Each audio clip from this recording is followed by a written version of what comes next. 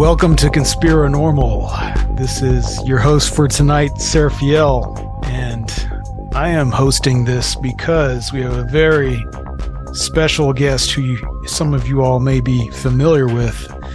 In fact, he's the host of the show, Mr. Adam Sayne. We're going to turn things around tonight, and this is going to be the first part in a series where we interview each other and step out into the limelight. So welcome to the show, Adam Sayne.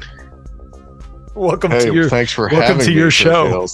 Thanks for having me on my show, Serfiel. I appreciate that. People might have thought there just for a second that I quit or that you were flying solo tonight. Yeah, no. But no, I am here. Yes, you are. And like you said, we're doing something new. You had this idea, and of course I'll pull a fast one on you and ask you a question, which is, why are we doing this? Because you had this idea that this is something that we should do. We occasionally do these shows that we just host, and we'll tackle topics like on our Paranoid Styles series, which we haven't done one in a real long time. We're going to get around to doing again. Right. As like long format interview, I really feel like people need to get to know us better. Especially you have so much of a history with this show. And I think you have interesting perspectives that maybe a lot of people don't get to hear. People who don't spend time with you personally or don't get to have those conversations with you. You've been doing this for over almost 12 years now. Is that right? Yeah. Well, the podcast has been going on for 11 years. Yeah. Much like since I've been on the show, you've changed a lot. Your initial curiosity has really, led you down a long path of learning, having access to all these different people. But I wanted to, really get you out there and showcase some of your thoughts because we don't get to do that as much.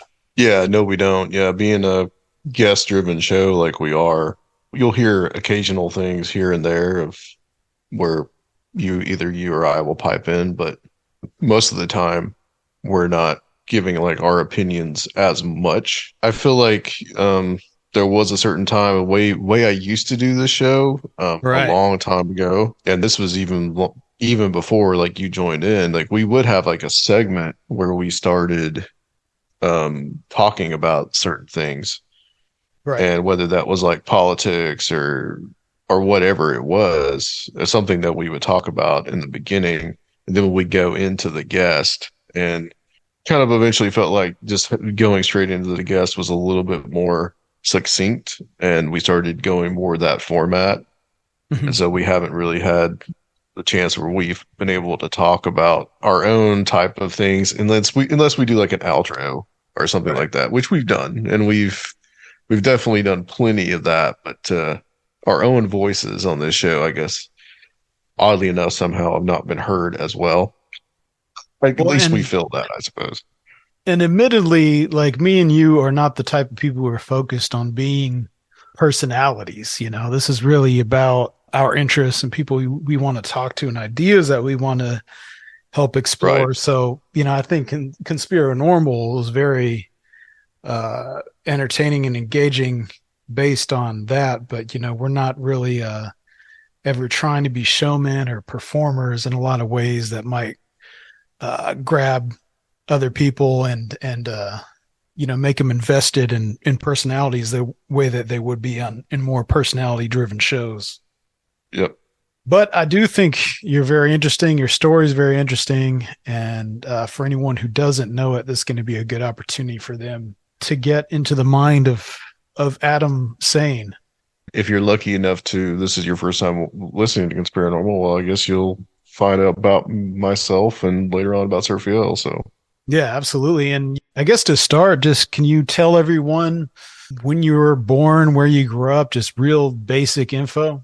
Well, I mean, I guess we're going for like the exact birthday. Oh, well, you don't want to do that. I think there's too many astrological magicians out there. Well, I was born in 1976 in the bicentennial year. In the 70s.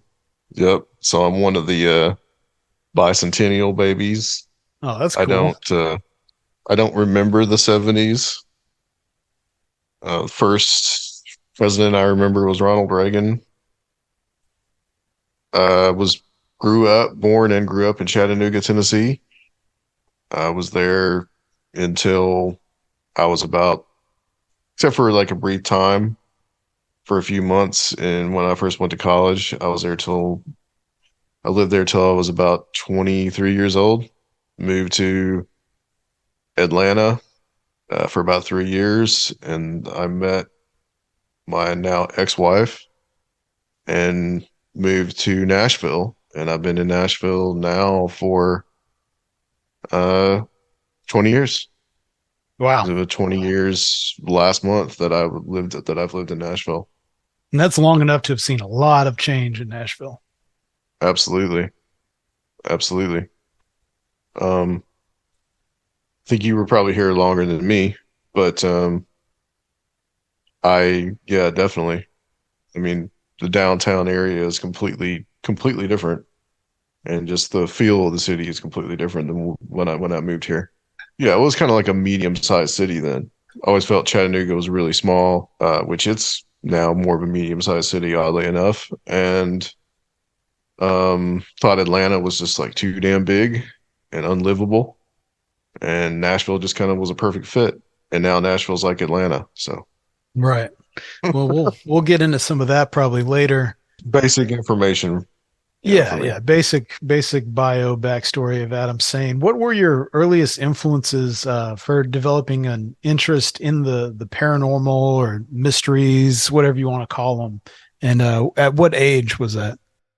Well, people have probably heard my experience that I had when I was 7 years old. I don't know. Do you want me to tell that again? Like you've heard it a billion times at this Yeah, point. yeah. You can give a real quick version of it. Basically, when I was seven, I saw like an apparition. When I was 14, I had that confirmed by my aunt who said she saw something in the same house. Right. Uh, I think that kind of spurred it on a little bit. Yeah, that Um, should. when I was a little older than that, probably around about 10 or 11, like unsolved mysteries was a big thing. Hmm. So would have been like 87, 88, somewhere around there. Yeah. And, it's like home from school and you get Creepy home music and comes like on. creepy music comes on and you're looking under the bed and, you're trying to like, close all the doors and watch unsolved mysteries and like, scares the shit out of me. Um, there was that type of thing that was on like all about the UFOs, about the alien abductions, about ghosts and all that stuff. And I like, like ate all that up at that Yeah. age. And I can remember there were reruns, I think it was Discovery Channel, whenever that started. Um, there were reruns on TV of like In Search of, Yeah. but the big one for me was like Arthur C. Clarke's Mysterious Universe. You ever watch that? Yeah, I've seen some episodes, some old ones. Uh, that was a big one actually, and I remember just really liking that and really like, you know, it covered everything. It was just like In Search of, right? Right. Psychic stuff, ghosts, UFOs, all that stuff, and like I remember just being really, really into that. And then, the school library in middle school and high school had all kinds of, the weird book section. So you found there's like one book about ghosts that I would like check out all the time. Um, stuff about UFOs. It was just always like an interest. And when I was in high school, there was a book uh, called Mysteries of the Unexplained, I believe. It's actually right in front of me. Oh, it's just called Unexplained, but Jerome Clark's Yeah. book. And I still have it and actually still use it as a resource.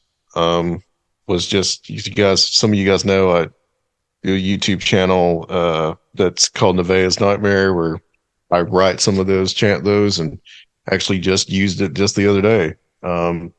But that's a book that like just like ate up, so much so that the cover is gone on it. And but it was basically about cryptids, mysterious phenomenon. first place I'd heard of stuff like the Mothman, the Hopkinsville Goblins, the Men in Black. We pretty much had it all. That's something I was interested in. And like Bigfoot, and not where I first heard of Bigfoot, but where I got like kind of a more appreciation for some of the odder things about Bigfoot. So that was a huge like book for me. And the paranormal was always kind of like in the background for me. Yeah. Um, just as like a general interest. When I was a little older, post college, there was a book, the Mammoth Book of the Unexplained, which was actually written and edited by Colin Wilson. That was another one that I just like ate up and devoured, and that's another one I still use as like a resource now to write some of the scripts. And um, you know, through some of that, it's like what's interesting is like gotten to talk to over the course of doing this for 10, 11 years now. I've gotten to talk to people that were on Unsolved Mysteries back in the day. So like some of it's like kind of cool that it's come full circle. Yeah. Yeah, absolutely. I feel the same way. Was your family environment open to your interest in these like paranormal topics? I've met both your parents, and they don't they're very educated and not Yeah. fundamentalists, so it seems like it was a okay environment for your interest. Yeah, I had a weird, I had a weird upbringing as far as like faith. Um, my mom was a Christian, is a Christian, grew up Greek Orthodox, but for whatever reason left that. I was actually raised Episcopalian, but that never took. My dad, on the other hand, for a long time, even though he's a Methodist now, but like he was an atheist for a long, long time. Um, and there was a lot of the stuff that like I think my mom was a little more accepting of it if she knew that I was interested in some of this stuff. I think my dad knew, so like I'm mentioning watching Arthur C. Clarke, that show, and I remember my dad just kind of like laughing at it. Like he didn't take a lot of this stuff kind of seriously, you Right. He know? had a more skeptical attitude, sounds like. Yeah, a much more skeptical attitude on this stuff. And I just like really ate it up, you Right. know. I don't know if there was like that sense of rebellion or whether or not it was just like that's just how it was. Like he was against it, so I was for it. You know how Yeah, yeah. the parent-child dynamic can be. But there was But no like forbidding of these subjects. no, no, not at all, not at all. And I was interested in so many other things. I mean, I guess we're gonna talk about conspiracy stuff, but I was interested in music. Um, I was history, of course. So I was interested in all type of things, and just like the paranormal stuff was just only one thing that I was interested in. Yeah. And we're going to talk about how it fits into your other interests. And I think that's Yeah. what gives some of your unique perspectives on this stuff. How did your journey and your interest in these topics evolve over time until right around the time before you started Conspirinormal? Okay. So, I was interested in the paranormal, and I became interested in also in things like JFK, Yeah. which fit in with the history aspect of it, right? Those were things that I saw as just kind of just like another part of history, or a part of history that was not as explained. UFOs can fit in with that too. Um, Historical mysteries. yeah, historical mysteries, that type of thing, or like missing people, what happened to Amelia Earhart, stuff like that. Yeah. Yeah. And so I was into all that stuff. And I remember when I in the 90s when JFK came out, I was a freshman in high school. And I remember that movie like kind of just like changed the way I like looked at things. Um, and I started getting deep into conspiracy stuff after that. And like one of the books that I have still also got to talk to the writer and editor of that, Jonathan Vankin, a couple of years ago. Yeah. 50 greatest conspiracies is what it was called at the time. I think it ended up being like the 80 greatest conspiracies. That's the first place that I heard of James Shelby Downer and King Kill 33 and all that stuff. And What It was all years are just we kind of, talking now? Are we talking this mid would be, 90s? yeah, this would be like 92 to like 94. I Okay. graduated high school in 95. Okay. So yeah, I mean, I would just like go to the bookstore and like read the book, never buy it, but just read it. I bought it later, but What did when you I was guys in have, a college, Tower Books or what kind of bookstore? Walden Books, Walden, and they had pretty good Walden like Books. Yeah. paranormal titles, probably some conspiracy Oh classic yeah, like a stuff. whole, yeah, like a whole section of that stuff. Um, just go and just like read it and check it out. I mean, it was everything. I mean, new age, conspiracy, paranormal, all just like on one shelf. Yeah. Um, and these were bookstores that were normally found in malls. Yeah. I don't know if they had them in Nashville, but it was a chain Yeah. called Walden Books, and I would go and just read the stuff, right, and just eat it all up. So on that And shelf, we're probably talking about Behold a Pale Horse. I do remember Behold a Pale Horse was there. I always thought that that was really weird. When I was in college, I ended up working with a guy. I worked in a college bookstore. We worked in the back of the shipping and receiving room where we like packed and unpacked the books and brought them out to the floor. And I worked with this guy, and he turned me on to stuff like the Illuminatus trilogy Okay. and like Robert Anton Wilson. And so I was aware of all that stuff, and I got aware of like the Discordian stuff.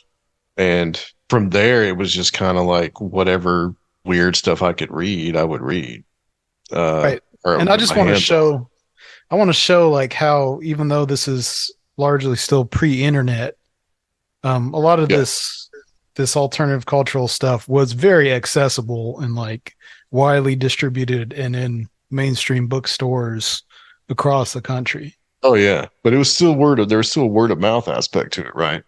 Yeah, Because yeah. you had to have a friend that like kind of introduced you to it, and like, oh man, you should read the Illuminatus trilogy. And And when these I were was tied in, into music subcultures, a lot of it too. yeah, right. When I was second or third year of college, I don't remember now. I read the Illuminatus trilogy. Thought it was hilarious. Uh, didn't see as any of that stuff was serious at all. And man, just kind of like life happened after I got graduated college. Like I said, the Mammoth Book of the Unexplained by Colin Wilson. I read that. Never thought of this as something that I would like do or like be a part of, really. It was just like an interest. And it And was a little side interest, right? You had studied yeah, and got your degree in history. right, right. Yeah. And I had some of that stuff was down in Atlanta too. Like I remember seeing like the David Icke book, the one where he talked about the reptilians and like laughing at that and buying it just as a joke. Children of the And Matrix. Children of the Matrix, yes. Uh, so all that stuff was, it was just like, I'm just like, what the fuck is this? Like just it was just so damn weird. And And there's a lot of like that kind of distanced, ironic consumption of all yeah, kinds of stuff like that at the time. That was kind of a part of some of these different, alternative music cultures. yeah, yeah, for sure. Um, and so I moved to Nashville and started working. I had a job at night, and I would listen to Coast, and that had been another thing too. Listening to Coast, which is something I didn't really listen a lot to in college. I knew about it, would listen to it occasionally. When did you first hear it, you These think? probably in the late '90s, Okay. 97, 98. I remember hearing LP like when he was first on there. Oh, Um, wow. Yeah. so I remember that pretty specifically, and so I started listening to like Coast to Coast, and I was there late at night. It's like 12, 1 o'clock in the morning, and just turned it on the radio, right? Uh, my friend Joe, who's been on the show many times in the Yeah. past, Was at the first he, Strange Realities conference. for Strange Realities Conference, he was my coworker, and we closed together a lot of those nights, and we would listen to this stuff and we'd talk about it. And had this, real interest in it. And so that continued for a while. It's about 2003 now. And in about 2004, my interest, and I think for a lot of people at that time, my interest in like ghosts and the paranormal and the weird stuff got kind of rekindled with the premiere of Ghost Hunters. Okay. Like I'm not too ashamed to admit it. Yeah, we're all Um, influenced by television. but I was, I was pretty impressed by that show, mostly for the fact that sometimes in those episodes nothing happened. Um, and I thought that lent it some credence. And I still think that the first season, some of the second season of that show, was pretty legit. I think later on it got kind of silly and out of control as it continued. Right. But at that time, it felt like this kind of like experimental thing, and a lot of people, like, the ghost hunting craze just exploded after that. Everybody wanted to be a part of that, and I was interested in it too.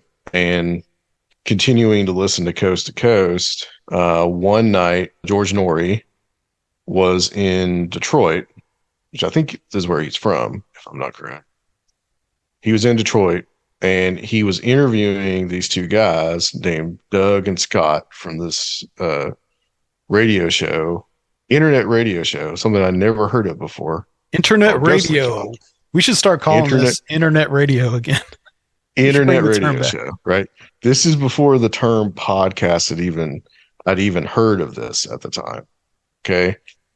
And I remembered that, and I remember being pretty impressed by those guys. So like I looked them up, and it was about 2005. I started listening to them pretty regularly, and like at the time, dude, it was like my desktop computer, and I had to sit in the room. There's no iPods. That hasn't even Yeah. really started yet.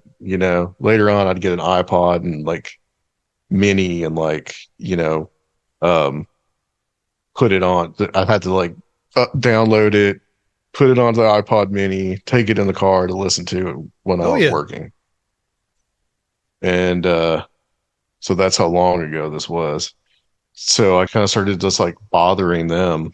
And I remember like every time they do like a call in, I'd call them up, uh, because back then they had like technology. You could call on a phone line and they put you through and all this kind of stuff. And like they were really one of the first, like they were the first paranormal show that I'd ever heard on the internet. Like, and I can remember I was going through some old emails just the other day, or just a couple of days ago, and just me just being insufferable, talking, sending messages to them about, hey, you should have these people on your show and like all this stuff. And I'm like, oh my God. And now I feel like I'm completely on the other end of that. It's so weird. But I listened to them, and through them, I found a couple of other shows. There was another show called World of the Unexplained. These guys out of Winston-Salem, I think is where they were, Winston-Salem, North Carolina. And so it was like a little closer to home. Ghostly Talk was in Detroit. Winston-Salem, North Carolina, is other Southern dudes like me. So I felt like I could relate to those guys a little bit better. Okay. There was another one, which this guy's still around, Dave Schrader, Darkness on the Edge of Town radio show. And it was all just the same, they'd have the same kind of guests on. Some of them would have people from Ghost Hunters, and they would talk about just what we talk about now, right? I remember World of the Unexplained had Jeff Walmsley from the Mothman Museum, or people involved, or like Lorraine Warren, these type of people, and I would just like lay there at night and I'd listen to these guys, and like I'd fall asleep to this stuff. And I thought to myself, someday I'd love to do this myself, but I really don't know how. And it seemed like it was more complicated then, Right. than it is now to do that type of thing. And And you weren't like a musician, so you didn't have equipment already, and no, there no, wasn't all the online infrastructure that there is now. no, yeah, no, I didn't. And a lot of it is like, like it's interesting you mentioned that because like Ghostly Talk, I know Scott is a musician. Yeah, yeah, All those guys that were World Explained, they were also musicians. So they also had friends that were musicians. So they'd set all this stuff up. yeah. They already got Um, the setup, the microphones, everything. and as everybody knows, later on I met Rob, who is a musician, that kind of like sent this show forward a lot more. So this was something that was always in the back of my mind. It's like, I'd love to start something like this. I think World of the Unexplained, I think they kind of faded away about like 2008, 2009. They tried to come back a few years later after that, after I'd started Conspirinormal. Ghostly Talk, they called it quits. They're back now in a different kind of format. So it was always kind of in the back of my mind. And meeting Dr. Future in 2010, Mike really became like my really big mentor on this stuff. In 2012, when he stopped doing Future Quake, I said, well, I want to start doing Conspirinormal. Carry the And torch. it was me and Luke and one other guy. And yeah, it's been going on since then. So I was going to ask you what the podcast environment of the time was like, but I think you've pretty much explained that. Before we go on, not as inundated as it is now. Right. Yeah, for sure. That's for sure. The word podcasts kind of started coming in around 2006, 2007. So instead of an internet radio show, this format was being referred to as a podcast. And I think that has to do also with the like a lot of the internet radio shows were about being live, and that's what made them kind of radio, right? But then Right, podcasts were right, like pre-recorded; you could just listen to right. it. Which was a lot easier. And at the time, when I got started in 2012 doing this, I thought I was late to the game. Now Well, in look at it addition to now.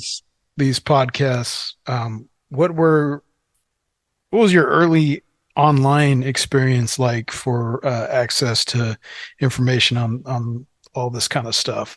Were you looking at blogs or like these self-made GeoCities websites and stuff like that? Yeah, it was a lot. Well, like Ghostly Talk, World of the Unexplained, they were good with linking people's blogs and people's websites. And a lot of people would have their own forums. That was a lot more Yeah, common. yeah, yeah. I was never too much on forums, but definitely looking through people's websites. I got like really super obsessed with EVPs for a while. Okay. So I'd go on these websites and I would just like listen to people EVP that they had collected. You know, I don't know if any of that stuff even exists anymore. But Yeah, I yeah, at the mean, time it was like a lot of there was a lot of blogs, a lot of just independent websites, a lot of ghost hunting groups websites. Um, there were people making movies. I should also add too, man, that me and Joe, we started going to conferences in like 2006, I think was the first one we went to. Um, I think we went to the one in Louisville, Kentucky. okay. What That was was that? like, yeah, that was the Mid-South Paranormal Convention, which they had every year. I don't think they do it anymore, but I think the last one I went to was in 2013. Yeah, so it's been 10 years. When did Um, because Joe not only was interested in this stuff, but he started like making this ghost hunting technology. When did he start that? yeah, that was a little later. That Okay. was, I started working for him in about 2007, and around the time started doing that was about 2011, 2012. I'm thinking somewhere around there, maybe 2010. Um, yeah, that's when he started doing that. And then, he started working with the Tennessee Ray Chasers on their TV show. Like all the ghost traps that if you watch that, they did these like ghost traps to try to trap ghosts and never got anything. But Joe made those. at least in like the first and maybe a little bit of the second season of oh God, what was that show called? It was their show. I'm drawing a blank now, but yeah, he did that. Got pretty heavily into it. I think by that time I was a little more past the ghost thing, you know. Right. And then I By the think time he started doing that.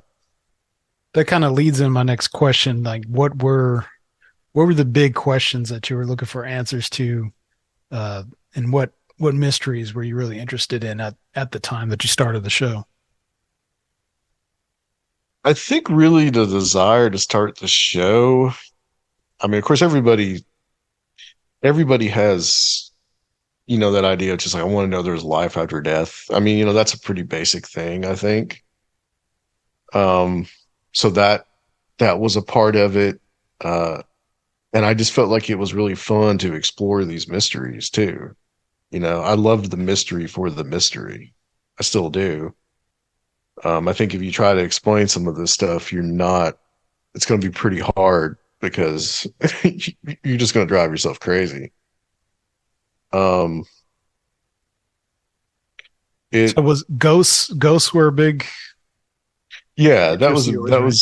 that was a big interest. Yeah. In like middle of the 2000s, that was a big interest for me. But then too, like there was stuff like the historical stuff too. I mean, like, uh, getting into Adam Go Riley's podcast. That was another one I didn't mention. Was it Untamed Dimensions? Yeah, it was great. It was kind of a chain, right? It's like, I heard about I think World of the Unexplained. I heard about the show called Out There Radio, and they were talking about that's the first time I'd heard of the Georgia Guidestones and other things. And then Out There Radio had Adam Go Riley on for the first, where I heard him for the first time, thought he was interesting, started listening to his podcast. So it was just like all of these podcasts and all these things that I was listening to. Um, so I think the historical stuff too was really, fascinating for me and trying to understand a lot of that too, and maybe combining it. But to really answer your question, starting the show was just like I had all these years that I've been listening to other people's shows, that I'd been going to these conferences, that I've been meeting these people for all these years. Those years that I had been doing that, I had so many people that I wanted to talk, just to talk Yeah. to myself and ask them questions and have their time. I could actually ask them questions Yeah, because other than sometimes just maybe listening to the one show, stand in line to do one at a conference or something. right? And and like some of the times with these shows, it's just like, well, I would have asked them that question. Um, so it was really just about for me in the like for God, maybe the first 2 years of the show of me just being like, okay, I want to talk to that person. I want to talk to this person. That's really what it was. And I had all these guests that I just wanted to talk to. So that was a big motivator. Um, More than I think trying to solve any mystery or anything like that. Okay, yeah. No, that's good. And then we touched on it a little bit, but when did you first meet Dr. Future, and what has your relationship with him been like? Well, Dr. Future is very much my mentor. Um, he still is in a lot of ways.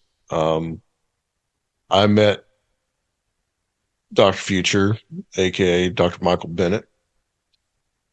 Met him at this. I think this is going to go into one of your other questions, so which we'll Yeah, save. yeah. But I met him at this event called the Last Days Conference because I had gotten super into because of Coast to Coast, and we'll talk about this in a little bit in a second. Into this guy named L.A. Marzulli, Right.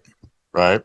Uh, One of the first people that kind of turned me on to like that aliens or demons. Okay, just to see Marzulli, I'd gone to a couple of his things here in Nashville, and then I heard he was going to be at this thing here in Nashville, and that's where I met. God, I mean, not just Mike. I met Guy Malone there. Uh, there's several people there, like Guy Malone, Chris Putnam. Dr. Future, his co-host at the time, Tom Bionic, who's actually his name is actually also Mike. Um, so there's several people that I like met there at that thing. Uh, but yeah, that's where I met Mike, and I'd been aware of Future Quake. I think I'd listened to like maybe one episode of Future Quake because of the guy that was associated with Guy Malone. Uh, they he had him on the show. I listened to the show that this person was on, and I'd listened to it before, and I saw the website and all that. And when I met Mike, I was like, oh hey, aren't you Doctor Future? You know, and I introduced myself and all that stuff. And through all that, you know, he told me about the church that he went to, um, Calvary Chapel, and I just started going to church with Mike, and we just became friends that way, you know. And we would correspond, um, talk here and there, and we became pretty good friends by the time 2 years later. By the time that he called it quits on Future Quake, And can you tell everyone uh, real quick what Future Quake was? Future Quake was Doctor Future's show that he did first on first on Radio Free Nashville. Which was like a news And station at the time when the yeah, FCC yeah, deregulated the low power FM stations. yeah, that was probably around like 2005. I'd never heard it when it was on there, and then he moved over to some. He started putting it up as a then internet radio show, later podcast. He started putting it up as that um, in the yeah, it was it 2008 or something like that. I think that they left Radio Free Nashville, and so he was on like on some station. It was like through Trevecca Nazarene University here, and they would Okay. show it. But most people would listen to it as a podcast format. Right. And so Dr. Future at the time was part of like the development of some of these what I call like alternative Christian interpretations of the paranormal. Yeah, What would you call this milieu? I think alternative Christian is a good way to put it. Okay. I think it's morphed into something else now. Yeah. Um, it so at the time, through listening to Coast and Coast, you know, you're exposed to all these different people, right? And these different ideas. And I remember they had on a guy, Tom Horn, now of Skywatch TV.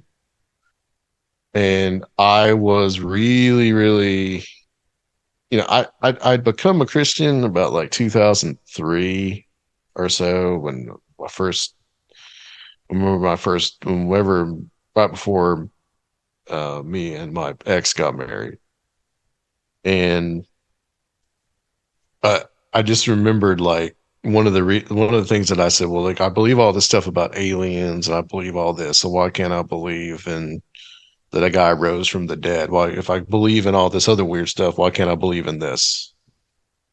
So Right. that was always kind of there in the back of my mind.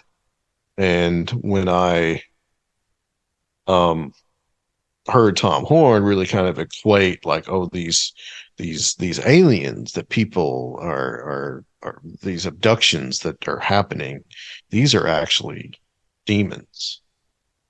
And I was like, oh my God, everything makes sense now, you know? And I think I devoured that just as equally as much as I devoured all the ghost hunting stuff. Like I started getting into that aspect of it, right? And then heard L.A. Marzulli talk about all the same, all the same type of thing. And it was like, it just, everything just kind of made sense for me, right? The Mhm. world made sense. And I got into that really hard. And like I said, that's how, you know, I ended up at this last days conference, and I ended up um, meaning Dr. Future. But yeah, at the time, it was just very much this emphasis of, aliens are demonic, that this is a deception, this type of thing. This is a viewpoint that I don't know if I really hold anymore. Right. I suppose in the back of my mind that it's kind of still there. But I think the truth is a lot more complicated, and it's more just about how we perceive these things. Right. And a lot of that has happened because of doing Conspirinormal and being exposed to other ideas. Right. And we're going to trace a lot of that trajectory. But I mean, at this time, this perspective gives an entire unified field theory of the paranormal. And it does open you beyond a nuts and bolts material hypothesis with phenomena such as UFOs, cryptids, etc. Yeah. So it already opens you to like high strangeness and things like that. That'll, as you develop your thoughts and ideas on this stuff through Conspirinormal. Yeah. I started going to those type of conferences too after I met Mike. This was more the religious bent. Oh, the religious based. Yeah. Yeah. A Future Congress, which Tom Horn put together, where I got to see G. Edward Griffin, not really knowing the significance of all this kind of stuff. And really, I was being pulled in, man. I really feel like I was being pulled in to a lot of that stuff. And I think really because of Mike, really, is why I kind of got out of it. Right, because there's like all this underlying ideological stuff. Right. Yeah. Not only was it like, okay, demons, aliens are demons, but it's also just like, hey, Muslims aren't that great. And also the Illuminati are coming to get you, and the one world government. And so it was all mixed. All that material was mixed in with the alien stuff. And I want to point out that the time frame of all this stuff has been the war on terror. And this environment at the time was kind of strange because like you're around all this like you're probably around all this like conspiracy theory stuff, these Christian views, but like the country was very especially the right wing was not really anti-establishment at the time. Everyone was like on board with this, all the right wing were like pretty much on board with this war, except for like real isolationist fringes. The Tea Party stuff was happening, but it hadn't really morphed into what's going on with the right wing now. Right. No, it wasn't. And I mean, even later on in 2015, and this was from this was the other side of it, kind of getting involved with some people that they organized the Paradigm Symposium, and some of their ideas. So they really got, and I was on this Conspirinormal, was on this, like their station that their radio thing they were trying to do. And they were putting in some like really right wing kind of elements. And then they went fully right wing later on. Right. I mean, stuff that you could see really led up to Trump, led up to January 6th, and what you're seeing now today. But, at the time, I thought nothing of it. I thought, man, I could ride some of this to success. I really did think that at the time. And now it's just like, oh my God, what the, it's horrifying. At the time, I didn't think anything of it, maybe a little bit bothered in the back of my mind, but now it's completely different. We're really getting into how conspiracy theory fits into all this and your engagement with it. When did you first pick up an interest in conspiracy theory? You mentioned JFK before. Yeah, so it was JFK was the big one for me. And this 50, 60, 70, 80 greatest conspiracies of all time. That was another one. And 9/11, I think, really, the 9/11 truth stuff for me kind of came out of also listening to some of these shows, because like Ghostly Talk, I remember they had one of the guys that did Loose Change 9/11 on. Okay. Yeah. And then I started looking into that, and I was like, oh my God, there's a conspiracy. And I don't know where I still fall on that. I mean, I am still a little suspicious about 9/11, Yeah. Yeah, for sure. but, but I do think that 9/11 truth movement, it got co-opted, and it got, I can see where it laid the groundwork for what's going on now. But Yeah, like, absolutely. at the time, that's not how it felt. I mean, that was a And generation defining thing yeah, where you fell on it, you know. Would you? well, and the war in Iraq and the lies that got Yeah. us into that. Um, and at the time, listening to somebody like Alex Jones, well, Well, there's a Alex lot of Jones was like left this. right crossover listening to Yeah, that at the time. he was this fresh voice. Alex Jones before Obama got elected. He would have a Gore Vidal and like Greg Palast and like Noam Chomsky Right. and these people. So it was just more like, here's Alex Jones saying, "Hey, don't listen to either side." And like I really responded to that. Um, Would you have considered yourself like a libertarian type? yo, yeah, definitely, Yeah. definitely. I mean, I really was just like neither Republicans or Democrats, Right. and I really wanted to really, dig into what somebody like Alex Jones was saying, you know, and he started to disappoint me, and I started seeing where, he was going. But like at the time, he was anti-Bush. I was Yeah. anti-Bush. I was anti-Cheney and anti-Rumsfeld. I mean, I don't think a lot of people, who weren't there, weren't aware at the time, understand how. hated the neocons, bro. Yeah. I mean, Still don't like them now, but until the end of that administration, though, like it was not kosher in a lot of middle America to like oppose the wars and to not be with the program, you know? oh no, yeah, there was this definite thing back then where if you opposed the war, you weren't patriotic. If you were against George W., you weren't patriotic. This is where a lot of that Islamophobia stuff was really coming in, and you were probably seeing that. You kind of hinted at that Yeah, in right. these fringe Christian worlds. Well, yeah, and I mean, they're very pro-Israel too. Right. So But a lot of conspiracism at the time was like about they're gonna like Islamicize middle yeah, American towns and Sharia yeah, law and all that. yeah, It was like a yeah, big, it's so yeah, crazy to look back on it now, but and Dr. Future, I mean, Mike, I mean, he kind of like broke that programming himself, and he realized that like Christians shouldn't be acting this way, that we should welcome people, you know. And there was also the whole mosque thing. I'm sure you remember that in Murfreesboro. in Murfreesboro, yeah, where I went to Yeah, college. right. That was a huge thing at the time. So how does Mike break that programming and then how does that influence you as developing this mentorship with him? I think really with him, he started looking into where some of the money was coming from and where some of the propaganda was coming from.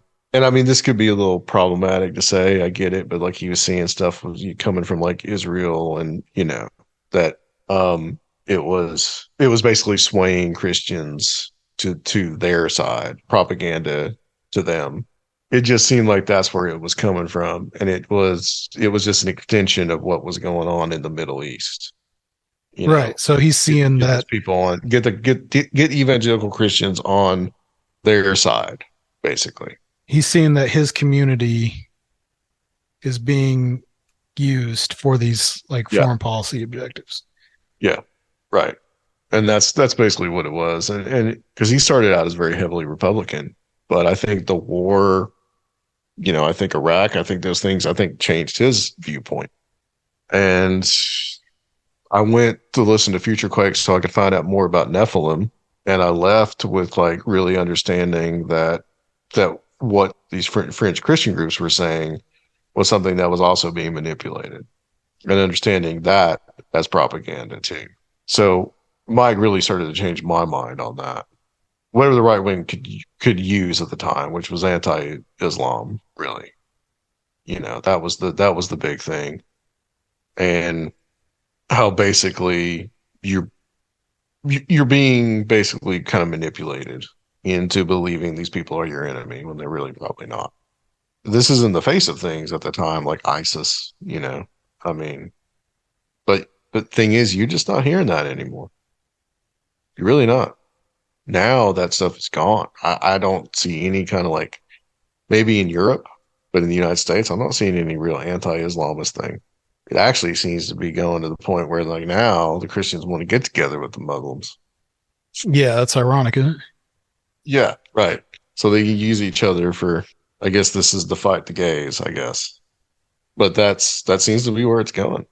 So I think just through like Mike's journey, I came to view things a little bit different. And man, like you're always evolving, I think, in your viewpoints. Like I Right. think like 2-3 years ago that I just don't believe anymore. And he's older than Uh, you and able to give you yeah, that yeah, extra historical context right, right. It's of funny because I'm the age Mike was when I met him now. okay. Yeah. Wow. So I mean, we've kind of been talking about this like living history and how your thoughts are evolving, how Conspirinormal got started and it's changing. How does your overall interest in history itself inform your perspective of all these different topics that we talk about on the show? Well, I think it's important to understand it. I think it's very important to understand it. Um, Things don't exist in a vacuum and things don't exist without context. You can't understand the situation now without understanding what happened before, or you can't understand the situation uh, at a certain point without understanding what happened before that.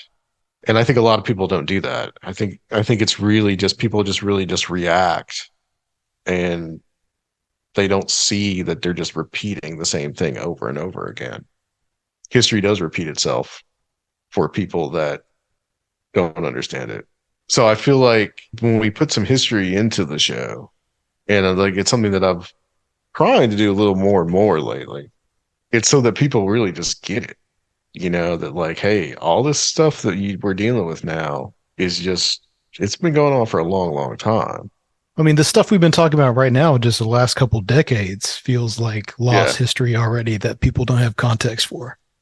right, All right. these people were, all these like right wing anti-establishment types now, they were just totally on board for this crazy foreign adventurism that probably changed the entire geopolitical order. I mean, but Yeah. now they have this amnesia and they're against the deep state, et cetera, because things have been so realigned.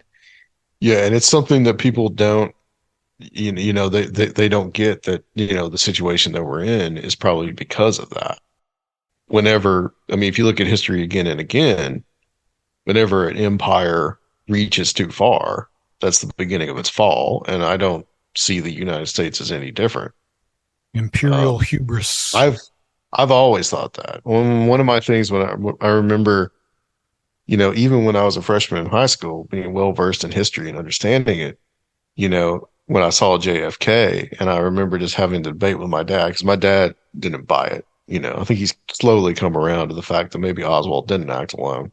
But like I said, I would tell him, I would say even then, I'd say, how are we different than any other country? What makes us special to think we're human beings? What makes us special to think that we're not going to experience what other countries experienced?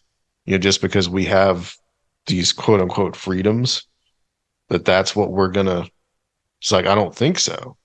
Like they killed Julius Caesar in Rome, they killed Kennedy in the United States. How's that? How is that like unusual?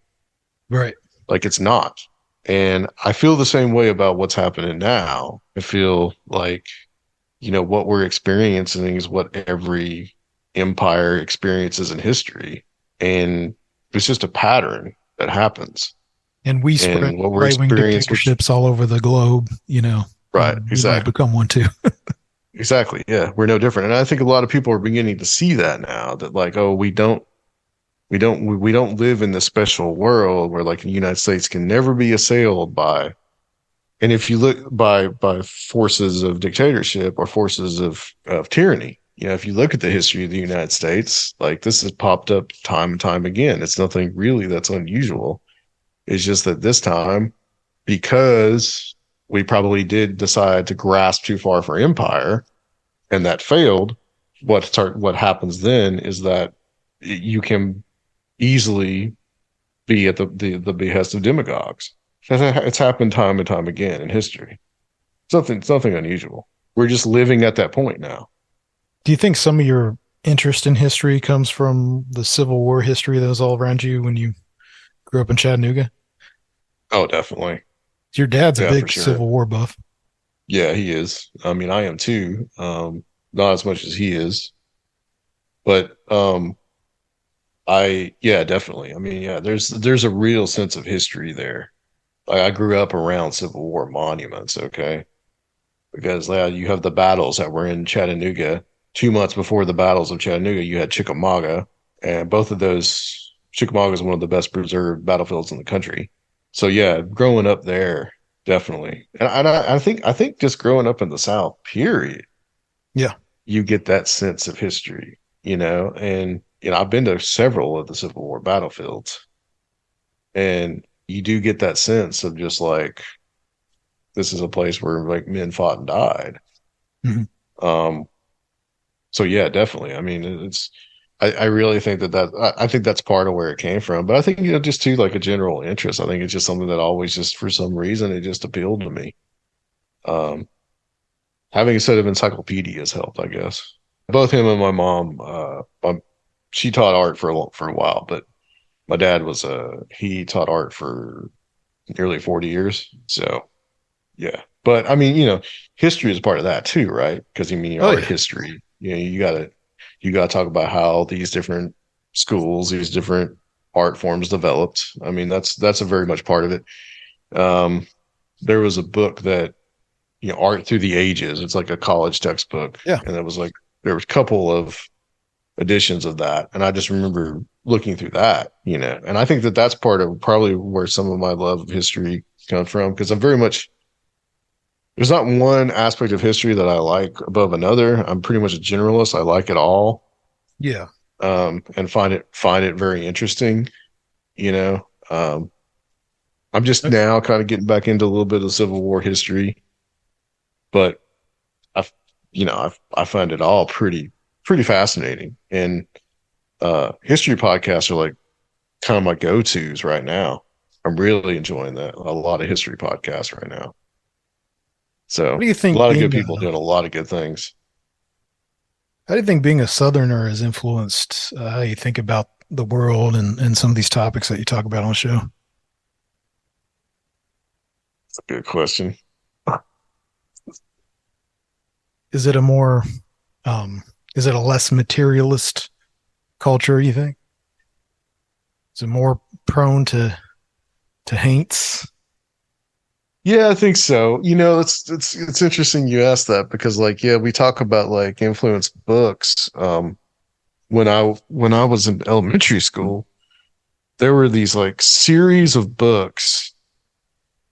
Uh it was this lady, she was in Alabama. And she did this series of books. It was like Ghost of Tennessee, Ghost of Alabama, Ghost of Mississippi, these type of things. And I would check these out too. She always said that she had like this ghost that lived in her house named Jeffrey, you know. Um, that was like her big gimmick. But I can't remember the like her name or what the series was called. But it was, I mean, definitely when you're talking about ghosts, like history is kind of unavoidable, right? So I think that's probably one of the first places I heard about like Meriwether Lewis. And like, that was in the Ghost of Tennessee book because he was murdered, or well, officially he committed suicide, but more than likely he was murdered here in Tennessee on the Natchez Trace, which is a place I've been to a couple of times. Yeah, it's yeah, definitely. I mean, it's like there's a very big sense of history here, Civil War and otherwise. And also too, uh, with Chattanooga itself, don't forget that like that was one of the places where the Trail of Tears started. Yeah. And down the road from me is a place called Red Clay, and that is where the Cherokee Indians debated the treaty to leave. So that and Chattanooga was founded as a result of the Indian removal because it was called Ross's Landing. So that's another aspect of that city too, is the Indian removal, the Cherokee Indian removal specifically. So you do get that sense of history too. What influence has your time in Nashville had on your life and all this stuff? I mean, that's where you started Conspirinormal, is where you met Dr. Future. Yeah. I think it's really the connections that I've made, really. Yeah. Uh, yourself, Rob, Luke, all the people that I've gotten to know that have been able to put the conference on, Dr. Future, Joe Damari. I think really it's really been the friendships that I've made and the connections that I've made with people that have kept like this whole thing going. Hmm. I think that's the most important aspect. I mean, that sense of history is here too, obviously. And I mean, like, having known you for a while now, like you've keyed me into a lot of things here as well. But we'll talk about that when we talk to you. So, We're getting to some of our last questions here. I want to ask, like, in this almost 12 years of doing this, what are some of your biggest takeaways that you've got through having all these conversations with all these different people? And I guess to piggyback off that, how's the show changed over time? oh, a lot. I mean, I think I'll answer that first. I mean, this. Yeah. It's changed a lot, a ton. It's a different show than it was 11 years ago. So much so that I feel, and I'll admit this, I feel like the name doesn't really represent it as well anymore. Um, Why is that? well, just because like conspiracy theory now has a real negative connotation. But there are some times when we just don't focus on the paranormal. Yeah.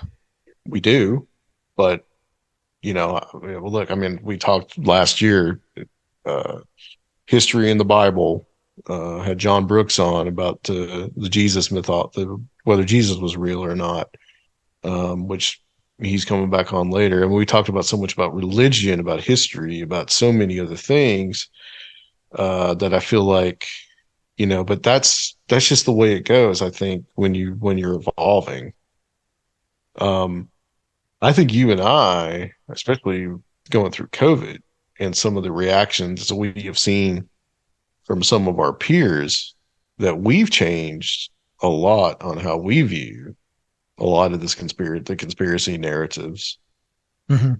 and how maybe even we view some of the paranormal stuff. Some of the paranormal stuff, I feel like I've actually become more skeptical about some of it than Same I here. have, and that's an influence I think that I've picked up from like people like Aaron Gullius or like Tim Banal.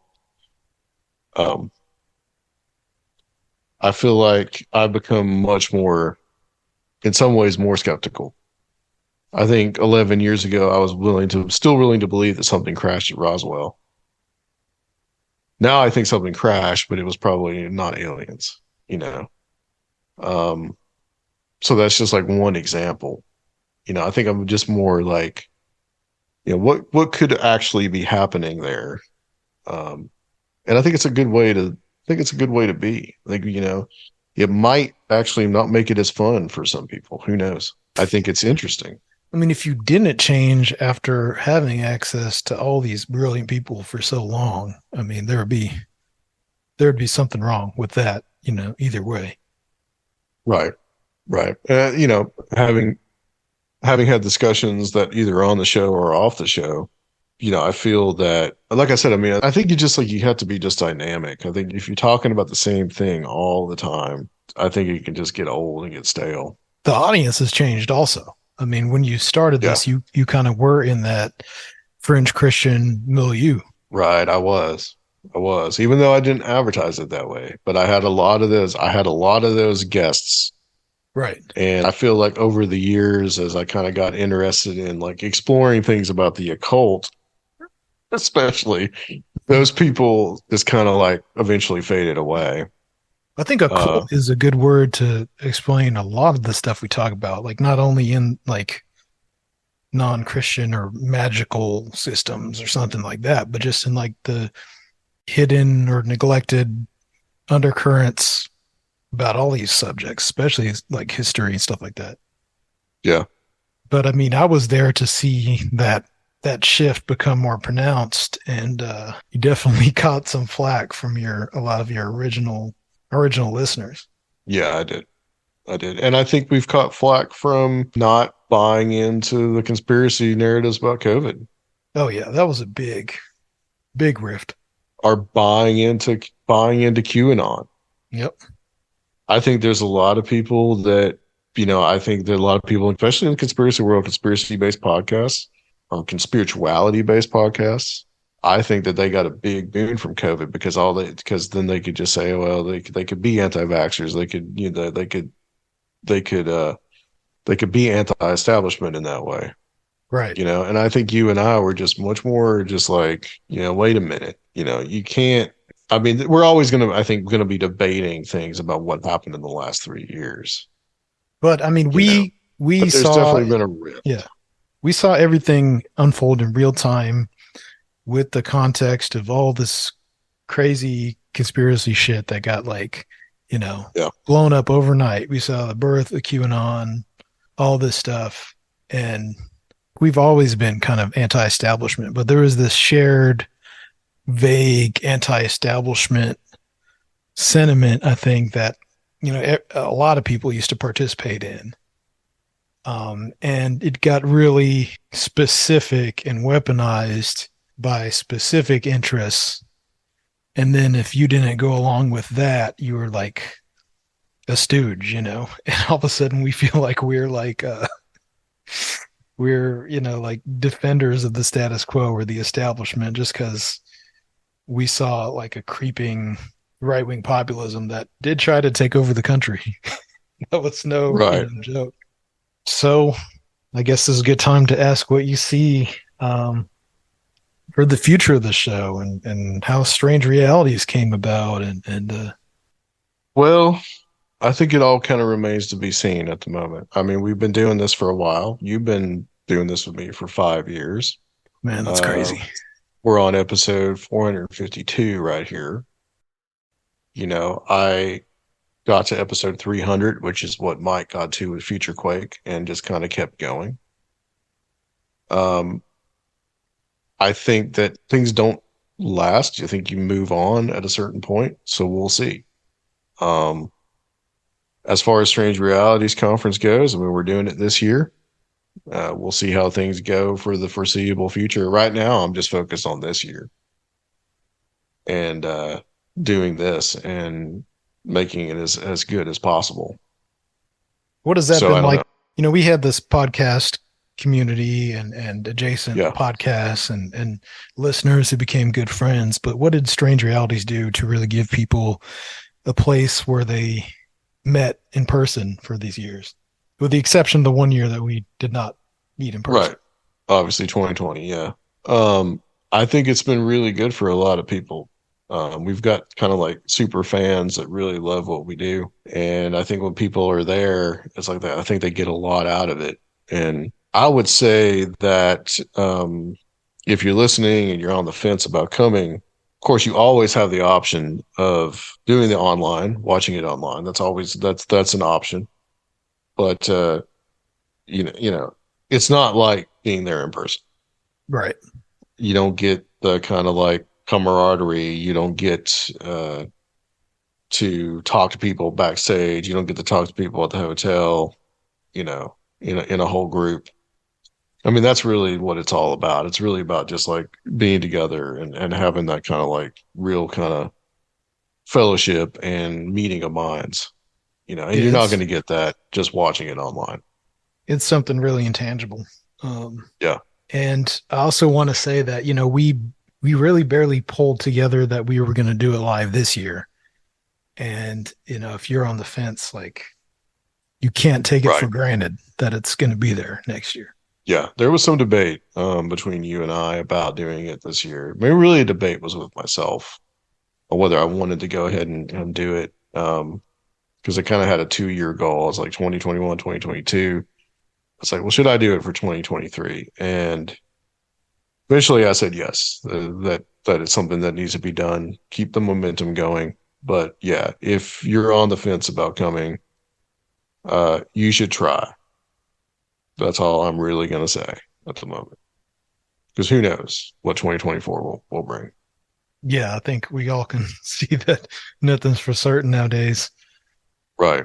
Well, thanks. I think this has been great. I think it served its purpose and Thank you. get from behind the curtain a little bit and let people know about the some history about the origins of the show and your journey with all this stuff. So I just Yeah. want to thank you for that. If you guys thought that was interesting, if you have your own podcast, you can get Adam to come on yours and pick his brain yourself. But that's all I got and what I wanted you to share with everyone tonight. And I think what we're going to do with this is next week we've got John Brooks coming on with Kelly Baker from Pod Only Knows podcast. We're going to talk to them. But I think the week after that, we should do I should interview you. Okay. So you came up with some really good questions. So I'm going to have to really kind of top you on that. I don't know how I'm going to do it. All right. Well, it can be a process. I can give you feedback. Yeah. Yeah, but I will say this is that Serfiel really has a lot of interesting things that he is into, and Serfiel's a real researcher, guys. I mean, he really is. And his episode, you're gonna hear a lot, hopefully hear a lot of that, of what he's like really digs into. Cool. Sounds fun. Well, I have had control over the show for long enough, Adam. I'm gonna let you do the honors and give all the end of the show spiels for everybody. Right. Well, okay, guys. Usual spiel, I would say, Patreon, patreon.com/Conspirinormal. Come join us on there. We do the monthly meetups, as well, along with the conference, and the conference is coming up November 3rd through the 5th. Check that out. And you guys can check out the YouTube channel that I produce called Nevaeh's Nightmare. Check that out as well. Check out what she has, which is a thing that I put together that is strange realities and Conspirinormal adjacent. So go check that out too. But definitely us as well, Conspirinormal, Conspirinormal.com, Conspirinormal YouTube channel. Go give that a like. And we know we've been really kind of lax on getting shows out lately. But we're going to be correcting that here in the very near future. So last week's will be the first in a string of shows. And as we get closer to the conference, you guys are going to be hearing a lot from us. So thanks for listening, guys. And we'll be back next week on Conspirinormal.